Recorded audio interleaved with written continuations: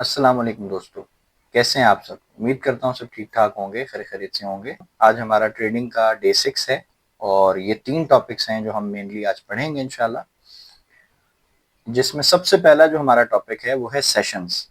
I hope आपको पता होगा सेशंस क्या होते हैं, कब शुरू होते हैं और टोटल फॉरेक्स में कितने सेशंस हैं। तो अगर आपको नहीं पता तो इंशाल्लाह आज हम डिटेल में इस पे बात करेंगे।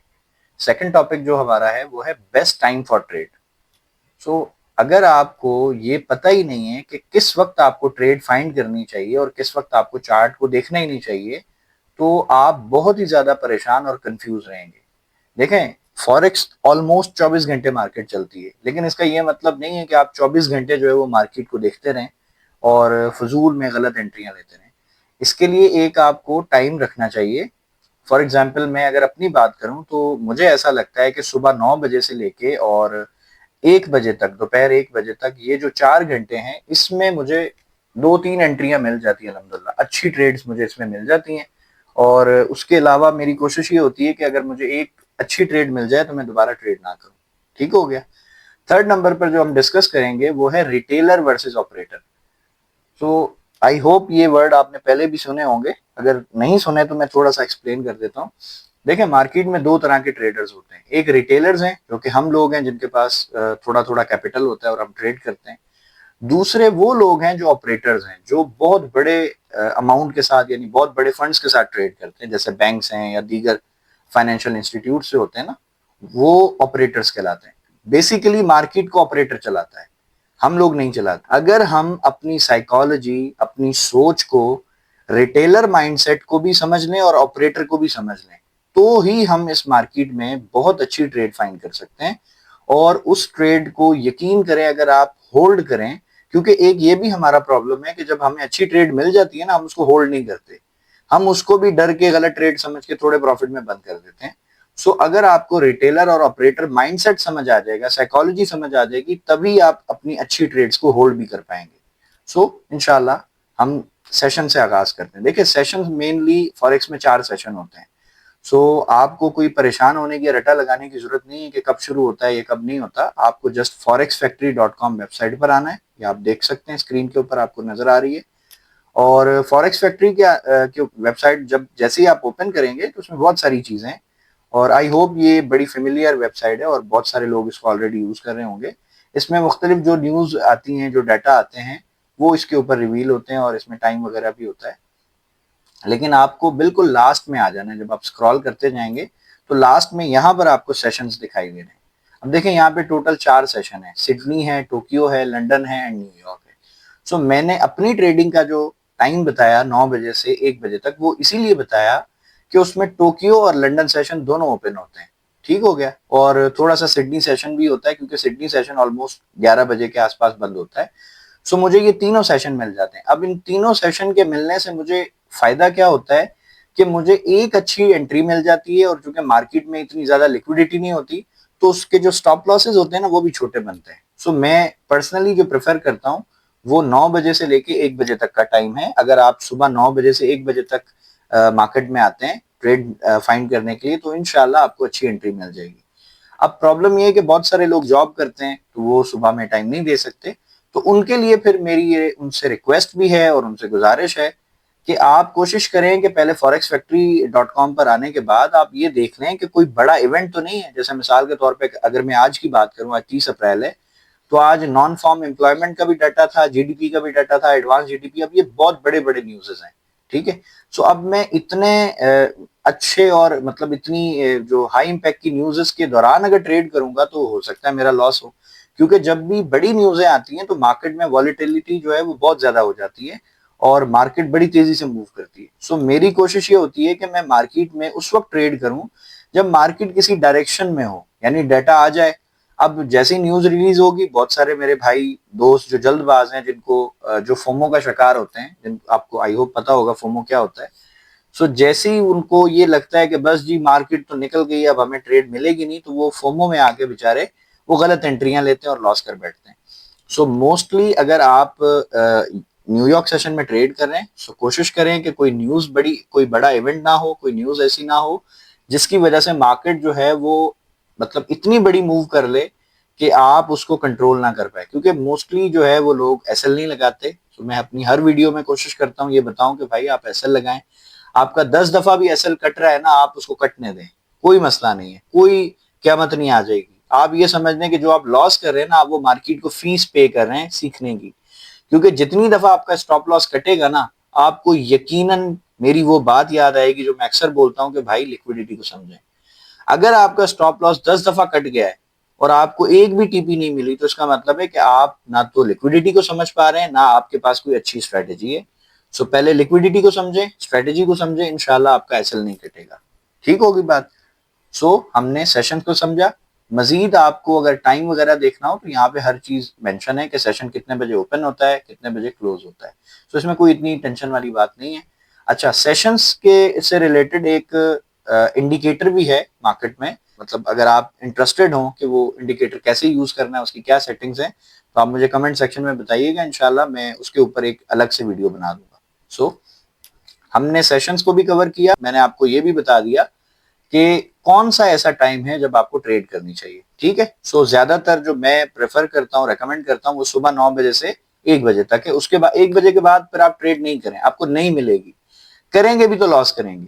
तो ये दोनों चीजें समझ गए। अब हम आते हैं रिटेलर वर्सेस ऑपरेटर के पास। देखें, मार्केट में जैसा कि मैंने पहले भी आपको कहा कि दो तरह के लोग ट्रेड कर रहे हैं। ठीक है, या हमारे जैसे छोटे मोटे लोग ट्रेड कर रहे हैं, या फिर बड़े जो जायंट्स हैं, जो फाइनेंशियल इंस्टीट्यूट्स हैं, वो ट्रेड कर रहे हैं। अब आप इसको इस तरह से समझ लें कि जितने रिटेलर्स हैं ना, वो सब के सब बेचारे लॉस करेंगे तो ऑपरेटर पैसा कमाएगा। आसान लफ्जों में, अब देखें, मैंने आपको लास्ट टाइम भी ये बताया था कि आपको लिक्विडिटी फाइंड करनी है।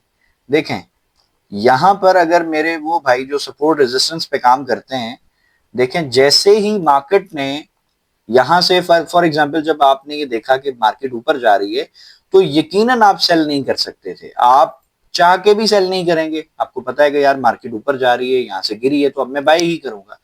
लेकिन अब ऑपरेटर ये जानता है कि यार मैंने मार्केट को तो ऊपर लेके जाना है, लेकिन मैं ऐसा क्या करूं कि मुझे लोग यहाँ पर बाय की एंट्री जो ले रहे हैं लोग, वो कम हो जाए और सिर्फ सेलर आ जाए। तो ऑपरेटर क्या करेगा? देखें, बेसिकली आप एक और चीज आज मैं आपको बताऊं।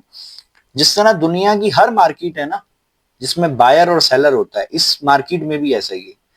लेट सपोज अगर सारे लोग बाय करेंगे, तो सेल उनको माल बेचेगा कौन? सेलर कौन होगा?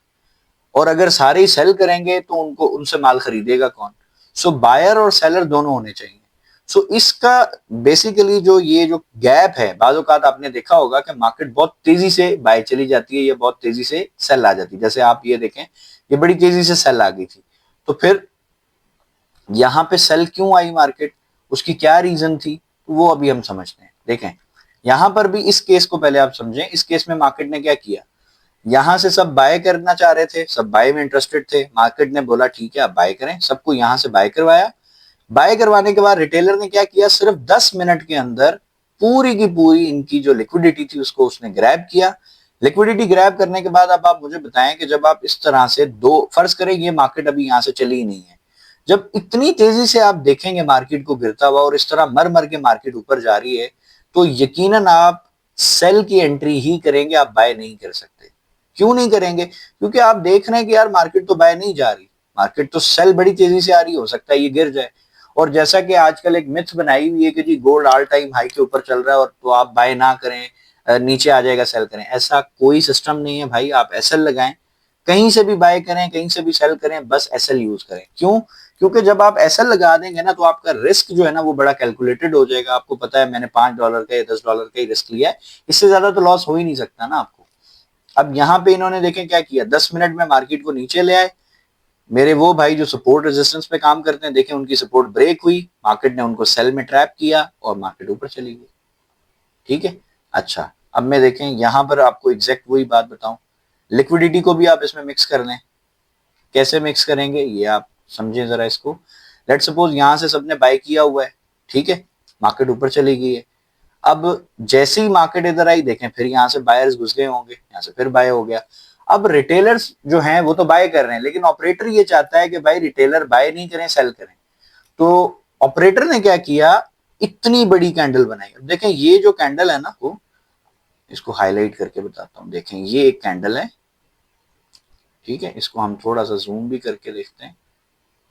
देखें ये कैंडल को, आप इसका साइज जरा देखो, ये कोई नॉर्मल कैंडल नहीं है, ये फंडेड कैंडल कहलाती है। मतलब इस एक कैंडल को बनाने में मार्केट ने सोचें कितने ज्यादा क्वांटिटी में गोल्ड के जो स्टॉक्स है उसको सेल किया होगा, क्योंकि ये अचानक नहीं बनी। अगर आप इसकी पूरी इसकी हिस्ट्री देखें तो इतनी बड़ी कैंडल आपको ये दिखेगी नहीं, देखें कहीं पे भी नहीं है। और इसके एक कैंडल के बनने के बाद भी देखें इस तरह की कैंडल नहीं बनेगी। क्यों नहीं बनेगी? क्योंकि यहां से जो ऑपरेटर्स हैं वो चाह रहे थे कि वो आपका माइंड बना दें कि गोल्ड को बाय नहीं करना, सेल करना है। और यकीनन वो इसमें कामयाब हुए होंगे। जब गोल्ड इतनी तेजी से गिरा और उसके बाद मजीद ये सेल आता रहा है, तो यहां से यकीनन लोग सेल में ही बैठे होंगे और यहां पर बहुत ज्यादा लोग सेल में फंसे हुए हैं। ठीक है, ये मैं दावे के साथ कह सकता हूं। क्यों कह सकता हूं? क्योंकि मैं देख रहा हूं कि जो रिटेलर है ना, वो बड़ी जल्दी डिसीजन अपने चेंज करता है, बहुत ही जल्दी। क्योंकि उसके पास कोई स्ट्रेटेजी नहीं होती, वो सिर्फ गोल्ड की मूवमेंट पे ट्रेड करता है। ठीक है, अब यहाँ पे जब ये इस तरीके से गिर रही है, पहले उसने बेचारे ने देखा है कि यार ये टोटल ट्रेंड ही सेल का आ रहा है, फिर यहाँ से भी सेल हो गई, फिर यहाँ से भी सेल हो गई। अब लेट से अगर उसने यहाँ से बाय किया, उसका लॉस हो गया, तो उसने कहा यार बाय की एंट्री नहीं लेता, अब मैं सेल ही लेता हूँ, क्योंकि इतनी बड़ी बड़ी कैंडलें सेल में ही बन रही है। और वहीं पर ऑपरेटर का काम शुरू हो जाता है। ऑपरेटर यही चाहता था कि वो आपको सेल करवाए और खुद वो आपसे बाय करे। क्योंकि जब यहाँ पे बल्क क्वांटिटी में लोगों ने सेलिंग शुरू की, तो आप खुद जरा इमेजिन करें कि जब आप सेल कर रहे हो तो आपसे कोई तो बंदा खरीद रहा है ना। अगर मार्केट में मैं कोई चीज बेचने जा रहा हूं तो कोई मुझसे खरीदेगा तो मैं बेचूंगा ना, या मैं ऐसे ही बेच दूंगा? ऐसे तो नहीं बेच सकती ना। लेट सपोज मेरे मेरे पास बाइक है, मैं शोरूम पे जाऊंगा, तो शोरूम वाला मुझसे खरीदेगा तो बेचूंगा ना। अगर वो खरीदे ही नहीं तो मैं कैसे बेचूं? आई होप मेरा पॉइंट आपको समझ आया होगा। सो जब भी आप इस तरीके से बल्क में सेल करते हैं तो ऑपरेटर घुसता है, वो इस तरीके से बाय करता है, और अब आप देखें कितनी अच्छी और बड़े वॉल्यूम वाली कैंडल्स बन रही हैं। ठीक है, बाय में ये देखें, ये कैंडल देखें, सिर्फ 3 कैंडल के अंदर अगर मैं आपको बताऊं, ये तो खैर एक बहुत छोटी सी कैंडल है ना, चले हम इसको भी काउंट कर लेते हैं। 4 कैंडलों में आप देखो जरा, $25 मार्केट मूव कर गई है। और उससे पहले जस्ट अ सेकंड, इसको मैं जरा यहां करता हूं, ये देखें, सिर्फ 14 जो डॉलर मूव की थी मार्केट, और कैंडल गिने 1 2 3 4 5 6 7, 7 कैंडलें बनी और $14, यानी कि अगर एवरेज निकालें तो एक कैंडल जो है वो $2 मूव कर रही है। लेकिन यहां पर कुछ ऐसा बड़ा धमाकेदार ऐसा हो गया कि टोटल 4 कैंडलें ये लगा लो, ये रिट्रेसमेंट को हम हटा दें, 2 कैंडलें ये लगा लें, तो सिर्फ 6 कैंडल को अगर मैं काउंट करूं, ऑलमोस्ट $37 मार्केट मूव कर गई। तो इस तरीके से जब आप मेजर करना शुरू करेंगे ना कैंडल्स को और उसको पढ़ेंगे, यानी जो कैंडल्स बन रही हैं आप सिर्फ उनको देखें नहीं, उनको पढ़ें, उनको समझने की कोशिश करें। और जैसा कि मैं अक्सर कहता हूं लिक्विडिटी का, अब फॉर एग्जांपल अगर मैं यहां पे देखूं तो मेरे बहुत सारे भाई जो हेड एंड शोल्डर टाइप के जो पैटर्न्स होते हैं प्राइस एक्शन के, जो बिल्कुल बेसिक प्राइस एक्शन उस पर जो काम करते हैं, अब मुझे बताएं कि जो ये नेक लाइन होती है, हेड एंड शोल्डर वाले तो कहते हैं ना ये नेक लाइन टूट जाए बस आप सेल कर दो, अब तो गोल्ड तबाही हो गई है, कुछ हो गया। तो भाई ऐसा कुछ नहीं है। आप जब ये हेड एंड शोल्डर मुझे यहाँ पे दिखा था, मैं तो यहाँ से बाय करके बैठा हूँ, और मुझे पता है कि भाई ये जो लिक्विडिटी है, ये प्राइस, ये मार्केट ने इसको स्वीप करना है। क्योंकि एक चीज मैं अक्सर कहता हूं अपनी हर वीडियो में कि मार्केट एक लिक्विडिटी पॉइंट से दूसरे लिक्विडिटी पॉइंट तक सफर करती है। मेरी बात समझ आ गई है? कि अगर आपको वीडियो पसंद आई है तो प्लीज इसको लाइक करें, शेयर करें अपने दोस्तों के साथ ज्यादा से ज्यादा, और मेरे चैनल को सब्सक्राइब करें। सो मिलते हैं इंशाल्लाह नेक्स्ट वीडियो में, तब तक अपना बहुत सारा ख्याल रखिएगा। अल्लाह हाफिज।